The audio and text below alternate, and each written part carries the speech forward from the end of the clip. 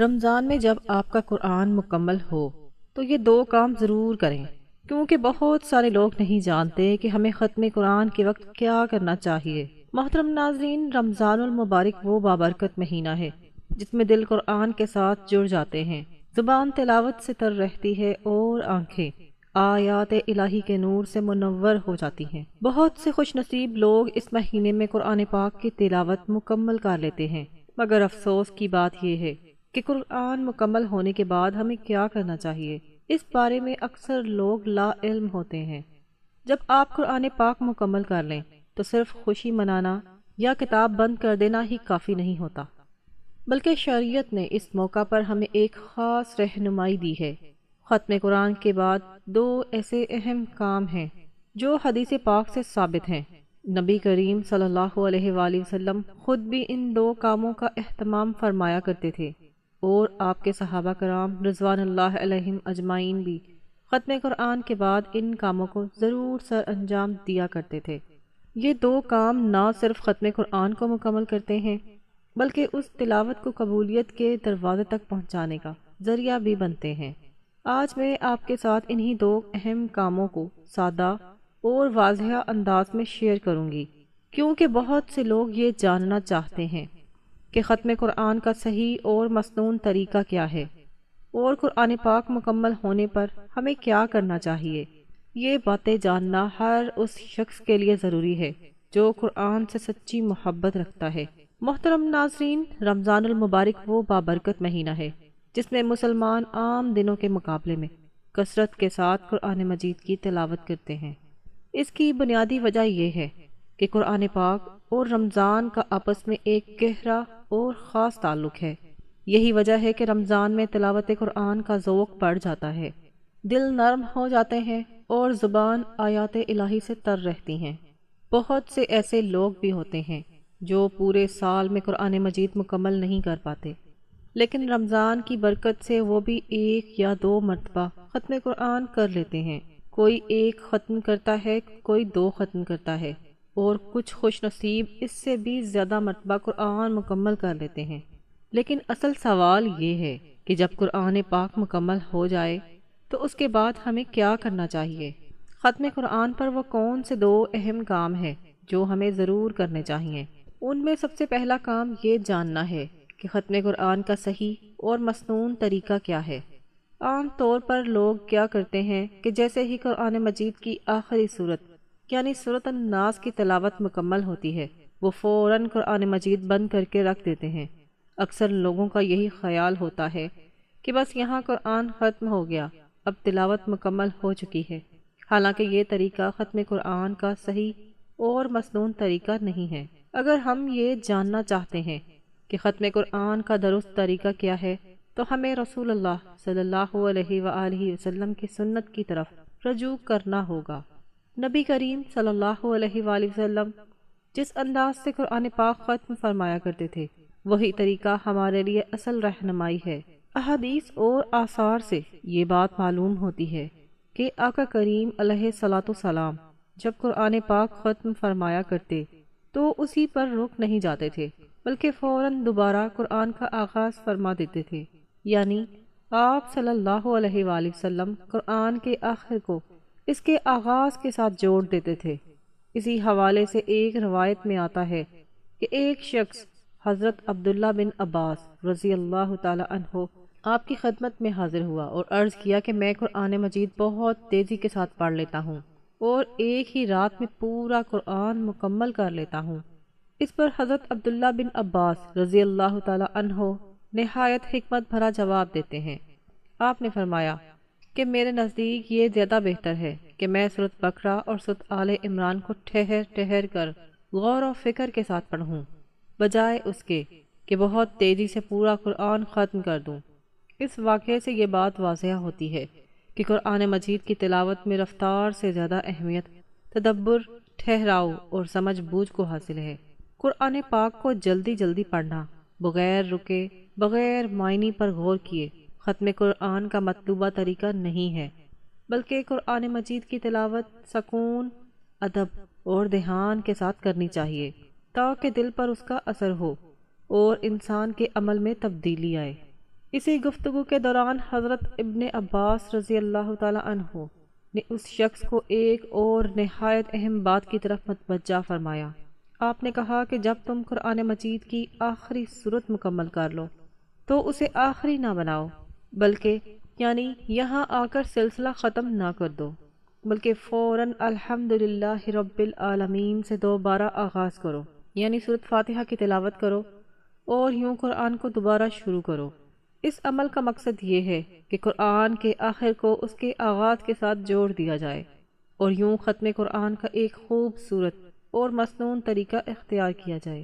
ختم قرآن کا صحیح طریقہ یہ ہے کہ جب آپ سورۃ الناس مکمل کر لیں، من الجنۃ والناس، اس تک تلاوت ہو جائے تو وہاں رک کر قرآن بند نہ کریں، بلکہ اسی وقت دوبارہ سورۃ فاتحہ کی طرف لوٹیں، مکمل سورۃ فاتحہ کی تلاوت کریں، اس کے بعد سورۃ بقرہ کی ابتدائی آیات پڑھیں یہاں تک کہ اولئک علی ھدی من ربہم واولئک ھم المفلحون تک پہنچ جائیں۔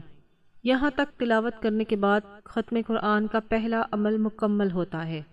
نبی کریم صلی اللہ علیہ وآلہ وسلم کے بارے میں بھی روایات میں آتا ہے کہ آپ صلی اللہ علیہ وآلہ وسلم سورۃ الناس کی تلاوت کے بعد سورۃ فاتحہ پڑھتے تھے، پھر سورۃ بقرہ کی ابتدائی چند آیات کی تلاوت فرماتے اور اس کے بعد اپنی مجلس سے اٹھتے تھے۔ اس سے معلوم ہوتا ہے کہ آپ صلی اللہ علیہ وآلہ وسلم ختم قرآن کے بعد فوراً نئے ختم کا آغاز فرما دیتے تھے، گویا قرآن کے ساتھ تعلق کبھی منقطع نہیں ہونے دیتے تھے۔ لہٰذا ختم قرآن پر سب سے پہلا کام یہی ہے کہ ہم ختم قرآن کا صحیح اور مسنون طریقہ اختیار کریں۔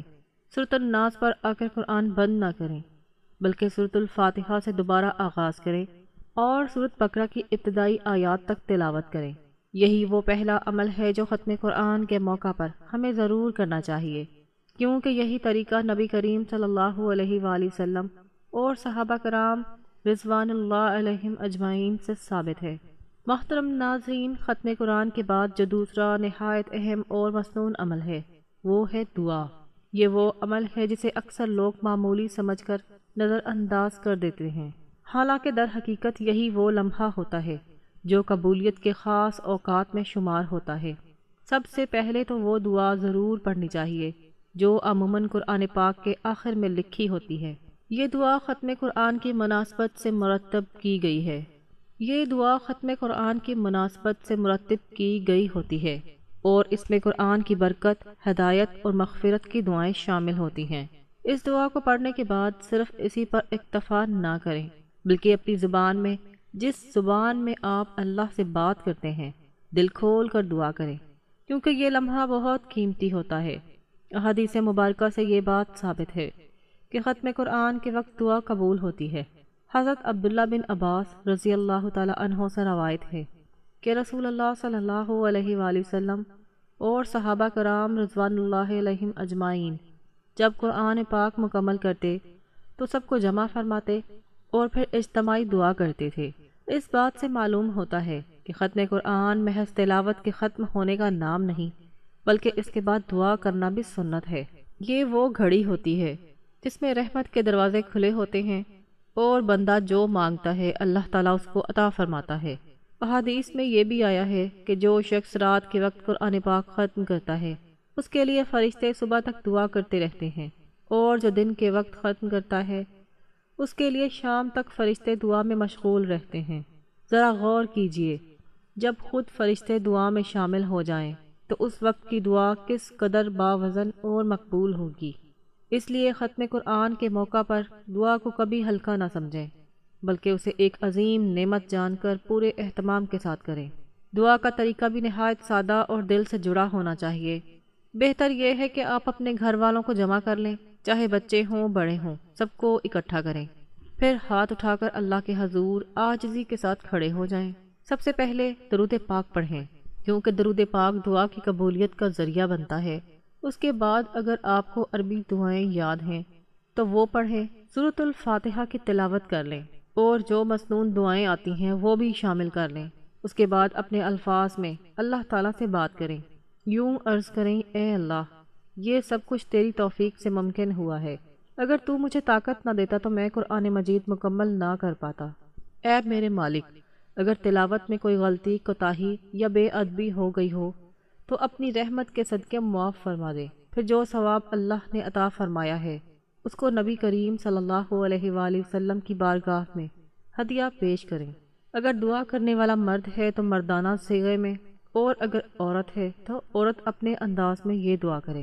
اس کے بعد پوری امت مسلمہ کے لیے دعا کریں اور ایصال ثواب کریں۔ خاص طور پر اپنے مرحوم والدین، رشتہ داروں اور تمام مرحومین کو اس وقت ضرور یاد رکھیں۔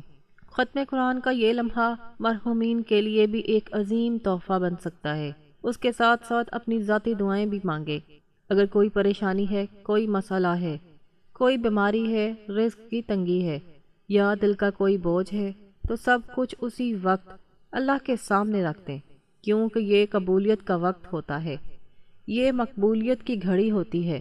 افسوس کی بات یہ ہے کہ آج کل بہت سے لوگ ختم قرآن کو ایک رسمی عمل بنا لیتے ہیں۔ قرآن مکمل ہوا، بس ایک پرچی پر لکھ کر امام صاحب کے پاس بھجوا دی کہ جی ختم ہو گیا، اس کو بخش دیں۔ نہ دعا، نہ عاجزی، نہ اللہ سے مانگنا۔ حالانکہ قرآن کو بخشنے کا یہ تصور درست نہیں۔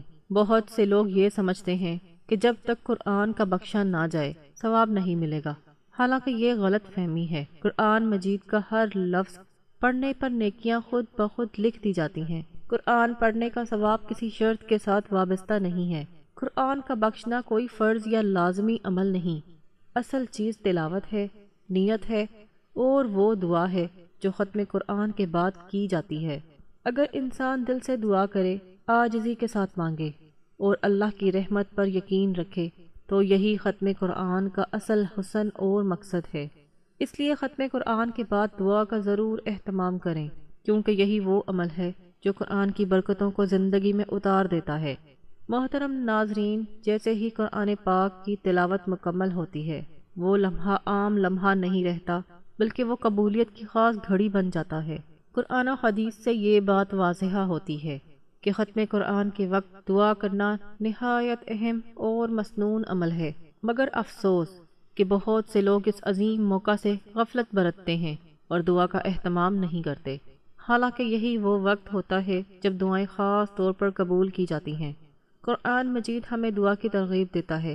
اللہ تعالیٰ ارشاد فرماتے ہیں وَقَالَ رَبُّكُمُ ادْعُونِي أَسْتَجِبْ لَكُمْ، اور تمہارے رب نے فرمایا مجھ سے دعا کرو، میں تمہاری دعا قبول کروں گا۔ جب اللہ خود بندے کو دعا کی دعوت دے رہا ہو تو سوچیں کہ ختم قرآن جیسے عظیم عمل کے بعد دعا کی قبولیت کس قدر زیادہ ہوگی۔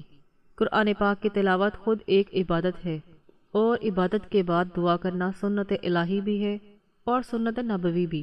احادیث مبارکہ میں خاص طور پر ختم قرآن کے وقت کی دعا، اس کی فضیلت بیان کی گئی ہے۔ حضرت عبداللہ بن عباس رضی اللہ تعالیٰ عنہ سے روایت ہے کہ نبی کریم صلی اللہ علیہ وآلہ وسلم اور صحابہ کرام رضوان اللہ علیہم اجمعین جب قرآن پاک ختم کرتے تو سب کو جمع کر کے دعا فرماتے تھے۔ اس سے معلوم ہوتا ہے کہ ختم قرآن کے بعد دعا کرنا محض ایک نیک عمل نہیں، بلکہ نبی کریم صلی اللہ علیہ وآلہ وسلم کی سنت ہے۔ ایک اور روایت میں آتا ہے کہ جو شخص رات کے وقت قرآن پاک ختم کرتا ہے، فرشتے صبح تک اس کے لیے دعا کرتے رہتے ہیں، اور جو دن کے وقت ختم کرتا ہے، فرشتے شام تک اس کے لیے دعا کرتے رہتے ہیں۔